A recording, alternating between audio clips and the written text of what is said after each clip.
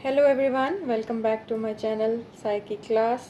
आज की वीडियो में हम जो प्रैक्टिकल करने जा रहे हैं that is effect of suggestion on perception, यानी इदराक पर अलका के असरात का जायज़ा। पिछली वीडियो में हम डिस्कस कर चुके हैं कि परसेप्शन क्या होता है। बेसिकली जब हम अपने सेंसरी मैसेजेस को मीनिंग देते हैं तो वो परसेप्शन कहलाता है। अब परसेप्शन के कुछ फैक्टर्स हैं, यानी वो क्वालिटीज़ या ट्रेट्स जो कि उस स्टिमुलस में होनी चाहिए, जिनमें उसकी इंटेंसिटी बहुत मैटर करती है कि जो ऑब्जेक्ट है या स्टिमुलस है वो इस इंटेंसिटी का होना चाहिए कि हमारे ऑर्गन्स उसको रिसीव कर सकें। उसके अलावा एक्सटेंसिटी मीन्स कि उसका साइज़ इतना बड़ा होना चाहिए कि वो हमारे लिए विजिबल हो। देन जी उसकी कुछ यूनिक क्वालिटीज़ होनी चाहिए। जो ऑब्जेक्ट या स्टिमुलस कुछ यूनिक या स्ट्राइकिंग क्वालिटीज़ के साथ होते हैं, हमारी जो है वो अटेंशन ज़्यादा जल्दी गेन कर लेते हैं as compare to the objects जो कि हम डेली लाइफ में बहुत दफ़ा देखते हैं या बहुत कॉमन हो।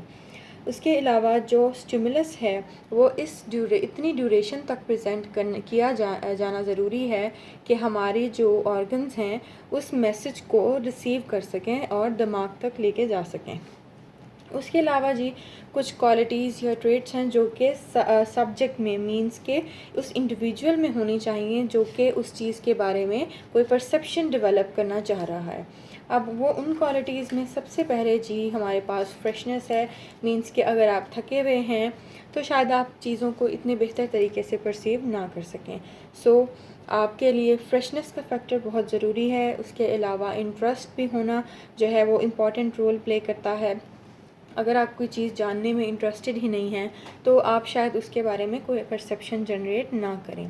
और आपकी एज फैक्टर भी जो है बहुत इंपॉर्टेंट रोल प्ले करती है। मींस के जो बच्चे हैं, चिल्ड्रन हैं, उनका जो परसेप्शन लेवल है वो डिफरेंट होगा एज़ कम्पेयर टू अडल्ट्स।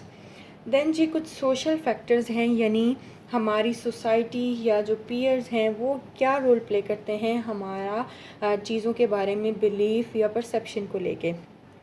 हमारा जो प्रैक्टिकल है वो भी बेसिकली यही एग्ज़ामिन कर रहा है कि किस तरह से दूसरों की सजेशंस या दूसरों का जो बिहेवियर है वो हमारे अपने परसेप्शन को किस तरीके से इन्फ्लुएंस करता है। ये प्रैक्टिकल जो हम पढ़ने जा रहे हैं ये सोलोमन एश ने फ़र्स्ट टाइम इंट्रोड्यूस कराया था। और इसको परफॉर्म करने का तरीका ये है कि हम टोटल 8 पार्टिसिपेंट्स लेंगे। उनमें से एक पार्टिसिपेंट जो है वो हमारा रियल पार्टिसिपेंट्स होगा और बाकी 7 मेंबर्स जो होंगे वो हम कंट्रोल ग्रुप भी कह सकते हैं, या जो हमारी स्टडी में एक्ट करेंगे वो 7 लोग होंगे। बेसिकली सबसे पहले हम उन 7 मेंबर्स को ये इंस्ट्रक्शंस देंगे कि आप जो है एक स्टडी में पार्टिसिपेट करने वाले हैं जिसमें आपको कुछ कार्ड्स दिखाए जाएंगे जिस पे एक स्टैंडर्ड लाइन है और उसके अलावा 3 लाइंस और दी गई होंगी। ये कुछ इस तरह से ये कार्ड दिखेगा, ठीक है। 6 टोटल कार्ड्स हैं, आप देख सकते हैं। पहला कार्ड उसमें एक स्टैंडर्ड लाइन है और उसके अलावा 3 लाइंस हैं। इसी तरह बाकी सब कार्ड्स भी एक स्टैंडर्ड लाइन है और 3 लाइन जिनको हमने कंपेयर करना है। सबसे पहले आप उन मेंबर्स को यही इन्फॉर्म कर दोगे कि जब आपको फ़र्स्ट कार्ड दिखाया जाएगा, मींस के सबसे पहले फ़र्स्ट कार्ड हमारे रियल पार्टिसिपेंट को दिखाया जाएगा और उससे पूछा जाएगा कि आप बताएं कि जो हमारी स्टैंडर्ड लाइन है आपको बाकी 3 लाइंस में से कौन सी उसके बराबर नज़र आती है। लेट्स से हमारे रियल पार्टिसिपेंट ने कहा कि जो लाइन बे है या बी है वो स्टैंडर्ड लाइन के इक्वल है साइज़ में या लेंथ में। बाकी 7 मेंबर्स को क्या करना है, उनको भी फर्स्ट कार्ड के लिए एग्जैक्ट वही लाइन रिपोर्ट करनी है जो कि हमारे रियल पार्टिसिपेंट ने रिपोर्ट की। लेकिन जब हम कार्ड नंबर 2 प्रेजेंट करेंगे रियल पार्टिसिपेंट को, लेट्स से कि रियल पार्टिसिपेंट ने कहा कि लाइन जी या सी वो स्टैंडर्ड लाइन के इक्वल है, तो बाकी सब पार्टिसिपेंट ने उस लाइन को रिपोर्ट नहीं करना। सब मेंबर्स कहेंगे कि मे बी लाइन अलिफ या लाइन बे ये जो है हमारी स्टैंडर्ड लाइन के इक्वल है। और याद रखें कि जो बाकी 7 मेंबर्स जो हैं वो एक ही लाइन को रिपोर्ट करेंगे।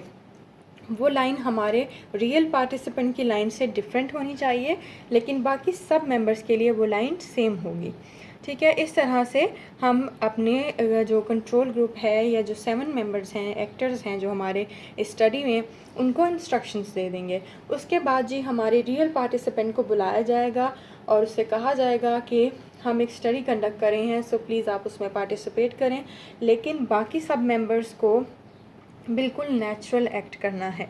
उनको ये नहीं शो कराना कि उनको पहले से कुछ इंस्ट्रक्शंस दी गई हैं या नहीं। सो वो भी इस तरह ही प्रिटेंड करेंगे जैसे फ़र्स्ट टाइम ही उनको ये सब इंस्ट्रक्शंस दी जा रही हैं। जो रियल पार्टिसिपेंट है उसको हम ये इंस्ट्रक्शंस देंगे कि आपको 1 बाय 1 कुछ कार्ड्स सिखाए जाएंगे जिस पे एक स्टैंडर्ड लाइन होगी और उसके अलावा 3 लाइंस हैं जिनको कंपेयर करना है, जिनकी लेंथ को हमारे स्टैंडर्ड लाइन से। सो आप बताएं कि आपको कौन सी इन 3 लाइंस में से लाइन जो है वो स्टैंडर्ड लाइन के बराबर लग रही है। सो लेट्स से हमारे सब्जेक्ट ने या रियल पार्टिसिपेंट ने कहा लाइन बे जो है वो स्टैंडर्ड लाइन के बिल्कुल इक्वल या एक जैसी लगती है, तो बाकी 7 मेंबर भी टाइम लेके सोच के बिल्कुल नेचुरल एक्ट करेंगे कि हाँ हमें भी लगता है कि लाइन बे ही स्टैंडर्ड लाइन के इक्वल है। सो इस तरह से सब मेंबर्स ने लाइन बे पे अग्री किया। ठीक है, इससे क्या होगा, हमारा जो रियल पार्टिसिपेंट है उसका कॉन्फिडेंस लेवल बढ़ेगा कि हाँ जो मुझे लग रहा है या जो मेरी परसेप्शन है बाकी सबको भी वैसा ही लग रहा है। उसके बाद जब हम कार्ड नंबर 2 दिखाएंगे बाकी मेंबर्स को, सॉरी सबसे पहले रियल पार्टिसिपेंट को, तो लेट्स से उसने कहा कि लाइन जीम जो है वो स्टैंडर्ड लाइन के इक्वल है। तो अब बाकी मेंबर्स ने 1 बाय 1 बड़ा सोच के समझ के रिस्पॉन्ड करना है और बाकी सब ने कहा कि जी, बाकी सब ने कहा कि लाइन बे जो है वो स्टैंडर्ड लाइन के इक्वल है। एक मेंबर, फर्स्ट मेंबर ने यही कहा, फिर उसके बाद दूसरे मेंबर ने प्रॉपर टाइम लिया, सोचा और कहा हाँ मुझे भी यही लगता है कि लाइन बे जो है वो स्टैंडर्ड लाइन के इक्वल है। इस तरह से सब मेंबर्स ने बिल्कुल बड़े नेचुरल वे में जो है रिस्पॉन्ड करना है कि जो रियल पार्टिसिपेंट ने रिपोर्ट किया उसको नहीं, बल्कि जो बाकी मेंबर्स जो हैं वो एक ही लाइन पे अग्री करेंगे कि ये लाइन जो है वो इक्वल है। इस तरह से हम 1 बाय 1 बाकी के 5 कार्ड्स भी रियल पार्टिसिपेंट को भी और हमारे कंट्रोल पार्टिसिपेंट्स को भी प्रेजेंट करेंगे। और लास्ट कार्ड पे हम अपने रियल पार्टिसिपेंट से जब हमने पूछा और उसने कहा जो लाइन रिपोर्ट की बाकी मेंबर्स ने उसके और दूसरी ऑपोजिट लाइन रिपोर्ट की, तो अब हम दोबारा से अपने जो रियल पार्टिसिपेंट है उससे पूछेंगे कि आपने कहा कि लाइन बे जो है वो स्टैंडर्ड लाइन के इक्वल है और बाकी सब कह रहे हैं कि लाइन जीम जो है वो स्टैंडर्ड लाइन के इक्वल है, तो अब आपको क्या लगता है कि क्या लाइन जीम इक्वल है या बे? तो मोस्ट प्रोबेबली चांस ये है कि हमारा रियल पार्टिसिपेंट कहेगा कि लाइन जीम ही इक्वल थी स्टैंडर्ड लाइन के, मुझे समझने में शायद गलती हुई। तो इससे हमने क्या जो है रिज़ल्ट निकाला वो ये कि जो मेजॉरिटी लोगों का ओपिनियन होता है वो एक इंडिविजुअल के अपने ओपिनियन को इन्फ्लुएंस करता है। यानी इसकी बहुत सी रीज़न्स हो सकती हैं। हो सकता है कि वो उन लोगों के साथ रिलेट करने के लिए या उसको एक्सेप्टेंस मिले बाकी सबसे अपने ओपिनियन को, चाहे उसको लग रहा हो कि नहीं बे ही ठीक थी, मेरा आंसर ही ठीक था, लेकिन क्योंकि वो दूसरे लोगों के साथ अडेप्ट करना चाहता है उस एनवायरनमेंट में और चाहता है कि बाकी सब भी उसको एक्सेप्ट करें या किसी भी और वजह से वो अपना ओपिनियन चेंज कर लेता है।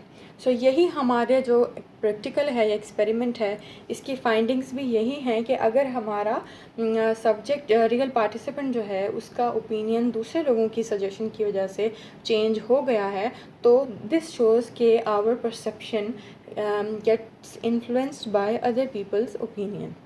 सो आई होप आपको सब क्लियर होगा। अगर कोई क्यूरी है, कोई क्वेश्चन है तो आप कमेंट सेक्शन में पूछ सकते हैं and please subscribe to my channel. Thank you for watching.